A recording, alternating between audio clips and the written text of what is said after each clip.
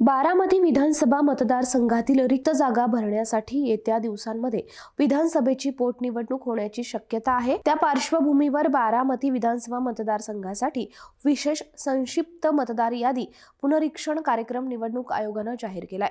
निवडणूक आयोगाच्या सूचनानुसार मतदार यादी अद्ययावत, अचूक आणि पारदर्शक राहावी यासाठी हा कार्यक्रम राबवण्यात येणार आहे। सोमवारी 1 जानेवारी 2026 ला अहर्ता दिनांकावर आधारित आहे। त्यानुसार एकत्रित प्रारूप मतदार यादी आज म्हणजे सोमवारी प्रसिद्ध करण्यात येईल। त्यानंतर 25 फेब्रुवारी पर्यंत मतदारांकडून दावे आणि हरकती स्वीकारल्या जाणार आहेत। मतदारांची नावं प्रारूप मतदार यादीमध्ये आहे की नाही याची तपासणी त्यांनी करावी। नाव नसल्यास अर्ज क्रमांक 6 भरून मतदार यादीत नाव नोंदवावं। तसंच नावांमध्ये किंवा मतदार यादींमधील तपशिलांमध्ये दुरुस्ती आवश्यक असल्यास अर्ज क्रमांक 8 भरावा, असं आवाहन जिल्हाधिकारी तथा जिल्हा निवडणूक अधिकारी जितेंद्र डुडी यांनी केलंय।